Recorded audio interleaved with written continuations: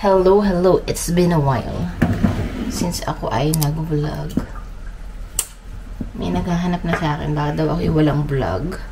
So, hindi ko pa kasi na-edit yung huli kong na-vlog. Noong date na nag-vlog ako. Good morning. Today is Monday. Ayan. May 3. So, ngayon ay May 13 na. 10 days na. So, ayan na guys. Hindi ko alam kung nasabi sa inyo na ako ay may work na. May work na po tayo. And, nag-work tayo sa garden center. Dito kasi pag summer may nag-o-open yung mga store ng mga garden. Garden nga. Yung mga ano ba, halaman, nagtitinda sila, ganun. Tapos may mga vegetables. So, doon tayo nag-work. Kasi yun ang maraming oras at saka yun ang available. So, doon tayo. Doon muna tayo and then hopefully sana maipasok tayo sa loob ng store. Yun. Hindi ko na sasabihin na sa store. But anyway, so after Monday, last Monday, nag-ano ako ng training ako sa computer and then after Thursday, Friday, Saturday, Sunday, nag-work tayo ng 9 to 6. Full-time everyday. So yan. And then, nagluluto tayo today na ngayong umaga ng breakfast. Hiwa lang ako ng sibuyas para sa itlog. Kasi isa na lang itlog namin. So, lalagyan ko na lang ng sibuyas. And then, nakasalang ang aking tusino. So, matagal-tagal na din kami hindi nag-breakfast ng tusino or nag-ulam. And then, nagprito tayo ng espada na tuyo. Tuyo ba to? Yeah, tuyo. And then, ito dito, pusit. And then, hotdog. Kasi, nasa rep na to eh. Kaya, magpapakananay tayo. Dahil tayo ay ilang araw na nag-work. And si Eric lang yung nasa bahay. Yun. Siya ang naghahatid sundo kay Dion sa school. Kasi 9 o'clock naman yung pasok. So, naigagaya ko naman si Liam. But not today. Si Liam ay may ubo. Saka dumudugo yung ilong niya. Siguro ako, hindi siya naligo kahapon. Tapos ang init-init. Nakakumot pa siya. So, yun guys. Ay, pagod-pagod tayo sa work. Tapos naka-still to ka pa. So, hindi sanay yung pa ako. Medyo nahihirapan yung aking paa na maglakad. But, pwede na. Okay lang. Nagdodoble lang naman ako ng medyas para hindi masaktan na aking mga feet. Aking mga paa. Baka pag day off na lang tayo makakapag-vlog. Pero okay lang din. Basta kung kaya ng powers ko. Kasi ngayon kasi nagsiset up pa lang yung store kung saan lalagay yung mga halaman. Diba? Ganun. So, medyo pagoda. Pero ilang araw na 2 araw akong nagdilig lang ako ng mga halaman. Kasi nga dahil sa weather, then mainit, mas mahangin, natutuyo sila. Diba sa Pilipinas kasi, diba all year round ang mga plants. Diba? Dito kasi hindi. Pag summer, spring, summer, doon lang nagkakaroon ng mga halaman. Kaya yung mga tao dito, mga Canadian is, excited silang magpaganda ng kanilang mga bakuran. Ganon. So, belated Happy Mother's Day pala kahapon. Mother's Day Sunday, diba? Then, parang gusto ko magluto ng spaghetti. Pero natuloy is baked macaroni. Nagluto kahapon. Nang dumating ako. Yun yung dinner namin kahapon. Baked mac. Meron pa ako isa sa rep na isang square na gano'n. So, yun na lang pa ako para maibaon ko din sa work bukas. Yun na lang ibabaon ko. May microwave naman doon. May ref din, tas may microwave. So, ayan, ipiprito na natin yung itlog na may sibuyas. Tapos, itong tusino maluluto na din to. You just sleep every day? Good job. Of course, you need to sleep para maging strong ka. And, yeah, and then lumaki. You grow up. Early. So I can be stronger? Yes, stronger. Yeah.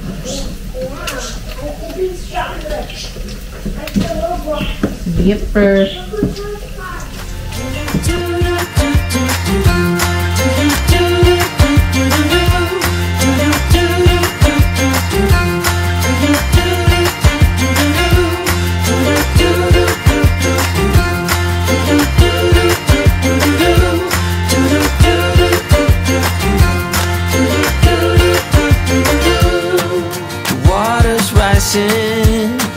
The dam is breaking in.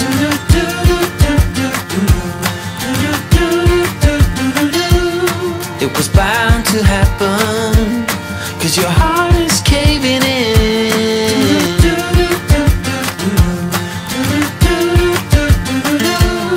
So why you bother?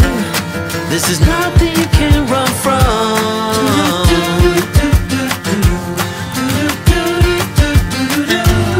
You make it, 'cause I can't change it anyway. For soon it's all over, and you've been running again.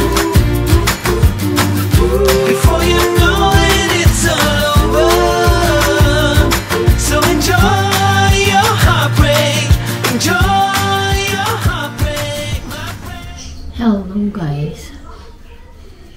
Tayo ay nakaligo na. Maaga pa naman 10:30. Ang sarap maligo. Yung buhok dahil sa mga alikabok sa trabaho ay dito. Antigas-tigas. Yan na shampoo natin. Conditioner. So medyo malambot.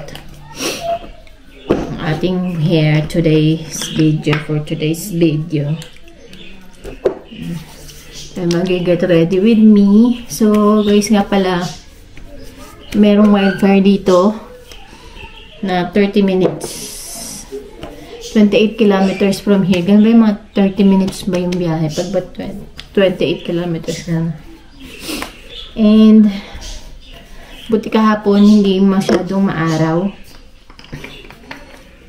I mean, hindi siya ganun ka... Ay, lobat pala yung aking ano. Hindi ganun katindi ang sikat ng araw. Kaya medyo na bawasan yung fire. Medyo lang. Pero still ongoing.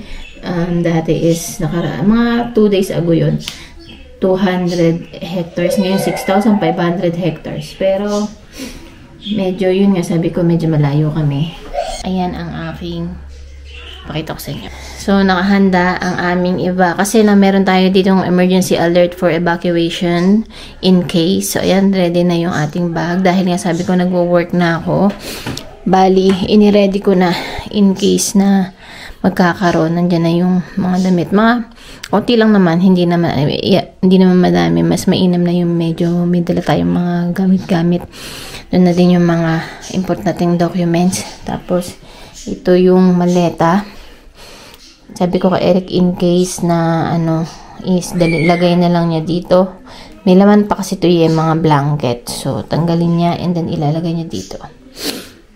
So, ayan siya. Yan.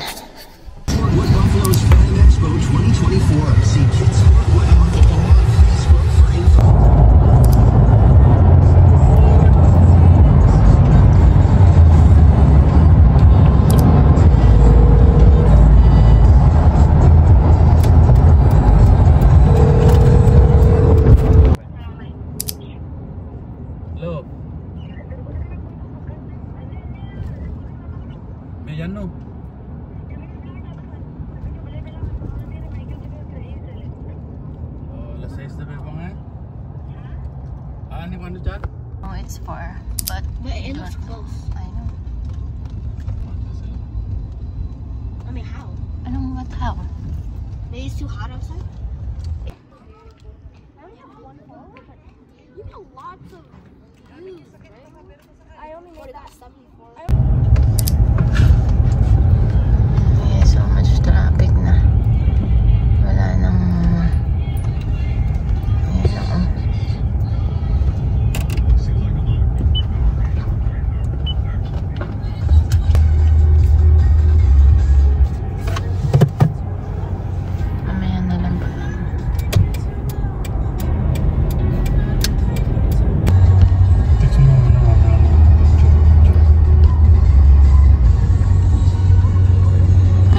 tayong pumunta. I want a burger.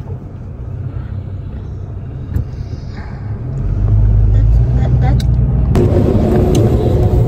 Hello. So ngayon, nandito kami ngayon sa kahabaan ng EDSA. Kahabaan ng Highway 63. Highway 63 ba ito, Daddy? Yes. Maraming pila ng sasakyan kasi tayo ay may evacuation dahil sa wildfire. Second time around. Pag summer, masarap lumabas kasi di ka na naka-jacket, naka-normal kang damit. Pero ito ang aming kalaban. Wildfire. Ay, ang oras ay 3:23 ng hapon. So, yung bahay namin, hindi pa naman for evacuation, kaya lang kailangan na. Ako lang, si Eric ayaw niyo umalis.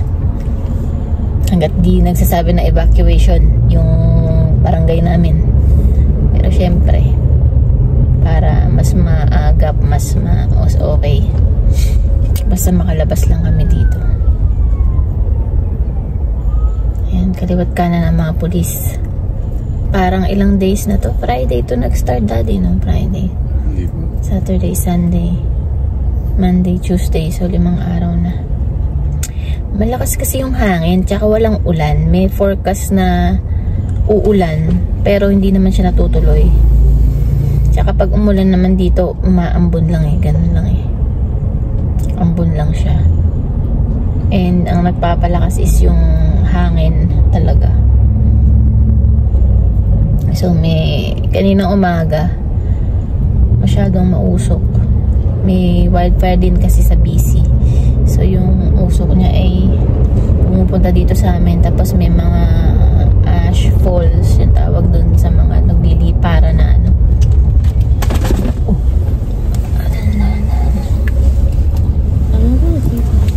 So bit-bit din namin yung birds, yung aming birds nug. Nung isang araw pa ako naka-empake pero di pa nakalagay sa maleta. So nung ano is nilagay ko lang lahat doon, yung damit, tapos ang baon ng tubig, mga pagkain, biscuit, ganun. So hindi na naman natin alam kung kailan tayo babalik. Kasi noong 2016 is parang May 3rd ba yun, tapos after a month kami yung balik namin.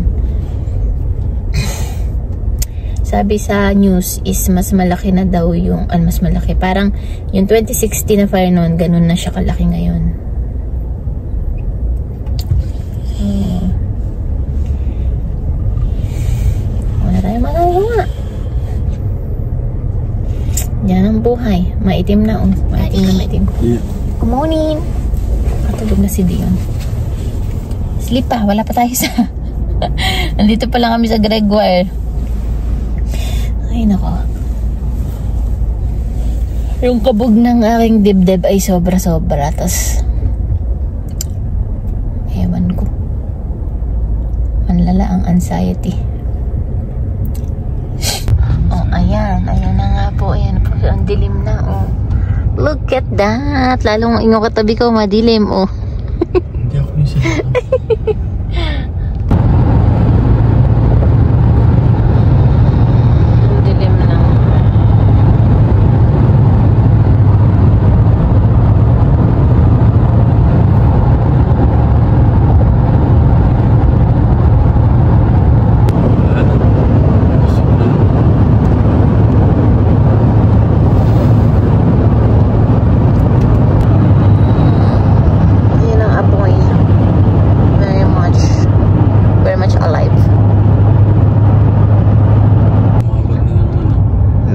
May mainit na. Mainit, nag-iinit na siguro. Sila may aso. Binubumbero na daw. Binubumbero. Sa airport ba to? Gregoire Lake. Oh. So, nakalagpas na kami ng Wandering Ano tawag doon? Mandarin stop. Bus stop. Ay, bus stop. Stop. Ano tawag doon? Mandarin River. Mandarin River, dun sa may gas. Nagpagas lang si Eric kasi sobrang dami ding tao doon. Nakapila, punong-puno.